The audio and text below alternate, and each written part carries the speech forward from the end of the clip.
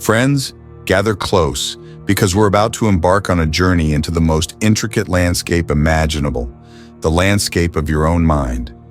We live in an age obsessed with self-improvement, a culture that relentlessly champions self-awareness as the ultimate key to a better life. And on the surface, it makes perfect sense, doesn't it? Know thyself, Socrates famously urged, and we've been diligently trying to follow that ancient wisdom ever since. We journal, we meditate, we seek therapy, all in the pursuit of understanding ourselves better. But what if I told you that this very quest, this noble pursuit of self-knowledge, could lead you down a rabbit hole? What if the light of self-awareness, when shone too brightly, could cast shadows of its own, obscuring the very path it's meant to illuminate? This, my friends, is the heart of the self-awareness paradox, a riddle wrapped in an enigma, and it's a question that deserves our deepest consideration. Are you perhaps too self-aware? Now, I know what you might be thinking. Too self-aware? Is that even possible? Isn't self-awareness always a good thing? Well, imagine holding a magnifying glass. In the right hands, it's a tool of discovery, revealing intricate details, bringing the unseen into focus. But hold it too close, fixate on a single point for too long, and you risk burning, distorting, even destroying what you're trying to examine. Self-awareness in its extreme can be like that magnifying glass, scorching the very essence of our being if we're not careful. So, settle in, let your mind be open, and let's explore this fascinating paradox together. We'll delve into the undeniable gifts of self-awareness, but we'll also venture into its shadowy corners, uncovering how this powerful tool can, paradoxically, become a source of anxiety, paralysis, and even a profound sense of disconnection from life itself. By the end of our journey, you might just look at yourself and the relentless pursuit of self-knowledge in a whole new light. Let's begin by celebrating the undeniable brilliance of self-awareness. Imagine a ship sailing through a dense fog, no compass, no stars, just the murky grayness all around. That, in essence, is life without self-awareness. You're adrift, tossed by currents you don't understand, reacting to winds you can't predict, with no real sense of direction or control. Self-awareness is like the sudden clearing of that fog, the emergence of the sun, the appearance of stars in the night sky. Suddenly you have bearings. You can see the horizon, understand the currents, and chart a course. It's the awakening within. The moment you realize, I am not just reacting to the world, I am interacting with it. And I have the capacity to understand my own role in this dance. This understanding is transformative. It allows us to move beyond mere instinct and impulse. We can examine our thoughts, not just as fleeting mental events, but as reflections of our beliefs, values, and experiences. We can feel our emotions, not just as overwhelming surges, but as signals, messengers carrying vital information about our inner landscape. And we can observe our actions, not just as automatic responses, but as choices, decisions that shape our lives and impact the world around us. Think about the power of empathy. True empathy, the ability to genuinely understand and share the feelings of another, is rooted in self-awareness. How can you understand someone else's joy if you've never recognized joy within yourself? How can you comprehend their pain if you've never acknowledged your own capacity for suffering? Self-awareness is the bridge that connects us to others, allowing us to see ourselves in their experiences and them in ours. Consider creativity, the wellspring of artistic expression, the source of innovation and ingenuity, often lies deep within the self. It's in the exploration of our inner world, in the courageous confrontation with our own thoughts and feelings, that we discover the raw materials of creativity. Self-awareness allows us to tap into this inner reservoir, to translate our unique experiences and perspectives into something meaningful and beautiful. And let's not forget the ethical compass that self-awareness provides. Morality isn't just about following rules. It's about cultivating an inner sense of right and wrong, a deep understanding of the impact of our actions on ourselves and others. Self-awareness allows us to reflect on our choices, to consider their ethical implications, and to strive to live in alignment with our values. It's the foundation of integrity, of living a life that is not only successful but also meaningful and just. Yes, self-awareness is a gift, a luminous capacity that elevates us, empowers us, and connects us. It's the engine of personal growth, the bedrock of meaningful relationships, and the guiding light on the path to a life lived with purpose and authenticity. But like any powerful gift, it carries within it the potential for misuse, for distortion, for a kind of shadow that can eclipse its brilliance. And it's to this shadow that we must now turn our attention. Imagine standing before a mirror, intending to simply check your appearance, perhaps adjust your tie or smooth your hair. But then you linger, you start to scrutinize. You notice a tiny wrinkle, a slight imperfection in your complexion, a shadow under your eye you hadn't seen before. The longer you stare, the more flaws you find, the more critical you become. The mirror, once a tool for simple reflection, now becomes a source of anxiety, a relentless judge highlighting every perceived inadequacy. This, in essence, is what happens when self-awareness morphs into over-self-awareness. The light that was meant to illuminate becomes a harsh glare, magnifying every perceived flaw, every insecurity, every doubt. The gentle process of reflection turns into a relentless interrogation, a harsh self-examination that leaves us feeling more exposed, more vulnerable, and ultimately, less confident. This is the realm of overthinking, a mental labyrinth built from the bricks of excessive self-analysis. Instead of using self-awareness to understand and grow, we become trapped in a cycle of rumination, replaying past mistakes, agonizing over future possibilities, and dissecting every interaction for hidden meanings and potential judgments.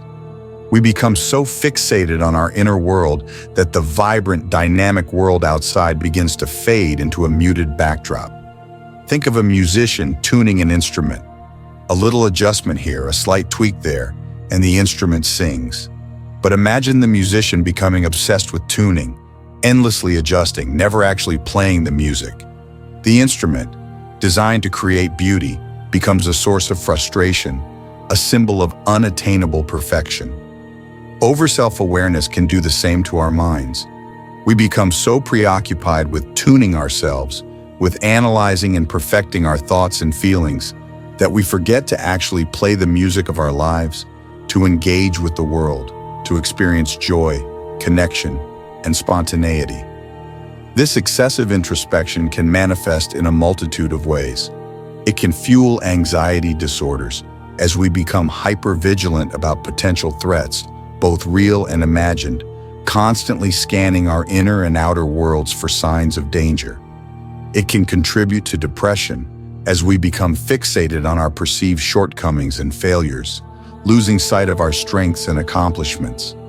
It can sabotage relationships as we become overly self-conscious, constantly worrying about how we are being perceived, hindering our ability to be present, authentic, and vulnerable with others. The cruel irony is that the very tool designed to liberate us, self-awareness, can become the bars of our own self-made prison. We become so acutely aware of our limitations, our imperfections, our vulnerabilities, that we become paralyzed by fear, hesitant to take risks, afraid to step outside the carefully constructed confines of our comfort zones. We become trapped in the pursuit of an unattainable ideal of self-perfection, forgetting that true living is about embracing imperfection, about navigating the messy, unpredictable, and beautifully human experience of life. A significant part of the self-awareness paradox stems from a seductive illusion, the illusion of inner control. We begin to believe that if we can just understand ourselves completely, if we can just analyze our thoughts and feelings thoroughly enough, we can somehow master our inner world, and by extension, exert greater control over our outer reality.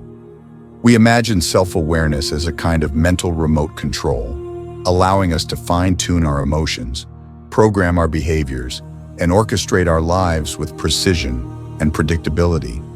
But life, as any seasoned traveler knows, is rarely predictable. It's a wild river, not a placid pond. It's full of unexpected currents, sudden rapids, and unforeseen obstacles. No amount of self-awareness can shield us from the inherent uncertainties, the inevitable challenges, and the unavoidable heartbreaks that are woven into the fabric of human existence. We are not machines to be programmed. We are living, breathing organisms, complex, dynamic, and inherently unpredictable. And paradoxically, the more we strive for inner control, the more we often lose it. Think of trying to catch a butterfly. The tighter you clench your fists, and the more likely it is to escape, to be crushed, or to lose its delicate beauty. Similarly, the more we try to rigidly control our thoughts and feelings, the more we resist their natural flow, the more power we inadvertently give them. They become amplified, intensified, and even more resistant to our attempts at mastery. This isn't to suggest that self-awareness is futile in managing our emotions or shaping our behaviors. It's not about abandoning self-reflection altogether. It's about recognizing the limits of control, about accepting the inherent unpredictability of life, and about shifting our focus from controlling ourselves to understanding and compassionately guiding ourselves. Letting go of the mirage of mastery doesn't mean surrendering to chaos or abandoning the pursuit of growth. It means embracing a more nuanced, more realistic, and ultimately more liberating approach to self-awareness. It means accepting that we are not meant to be perfectly controlled, perfectly predictable, or perfectly anything. It means embracing our humanity in all its messy, beautiful, and imperfect glory. Another critical dimension of the self-awareness paradox is the often unacknowledged influence of the ego. Now, the term ego can be loaded, often carrying negative connotations. But in this context, I'm referring to the ego as that fundamental aspect of our psyche concerned with our sense of self, our identity, and our perceived place in the world. It's the I that we identify with, the inner narrator that spins stories about who we are, what we're capable of, and how we measure up against others. The ego in itself is not inherently detrimental.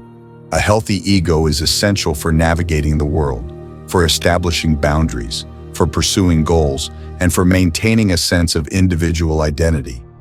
However, the ego can become a significant obstacle when it hijacks our self-awareness, distorting its purpose and turning it into a tool for self-aggrandizement or self-deprecation. When the ego is in the driver's seat, self-awareness ceases to be about genuine understanding and growth and becomes primarily about self-validation and self-promotion. We start to use self-reflection to constantly evaluate ourselves, to compare ourselves to others, to seek external approval, and to bolster our sense of self-importance. We become preoccupied with our image, our reputation, our perceived status, and our relentless need to feel good enough. This ego-driven self-awareness is a draining, ultimately unsatisfying pursuit. It's a never-ending quest for external validation, a constant striving to prove our worth, to measure up to often unrealistic standards, both internal and external. It traps us in a cycle of insecurity, comparison, and competition, preventing us from experiencing genuine connection, both with ourselves and with others, on a deeper, more authentic level. True self-awareness, the kind that fosters genuine growth, contentment, and connection, requires us to transcend the ego's narrow perspective. It demands that we step back from that self-centered viewpoint and observe ourselves with greater objectivity, with more compassion, and with a broader understanding of our place in the larger tapestry of life. It means recognizing that we are not defined by our ego's stories, our achievements, or our failures. We are something more profound, something more enduring, something inherently valuable simply by virtue of our shared humanity. So how do we navigate this intricate paradox?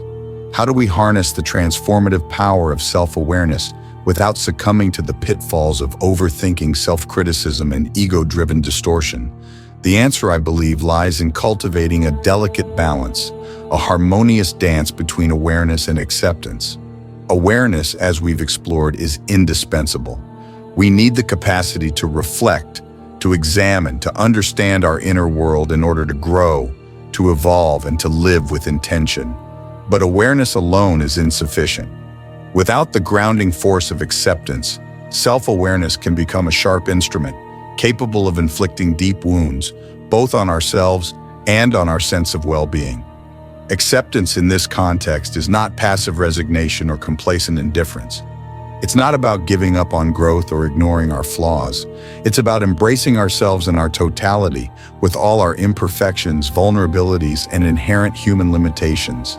It's about acknowledging our flaws without judgment, forgiving our mistakes with compassion, and recognizing that we are and always will be works in progress, constantly learning, evolving, and striving to become more fully ourselves.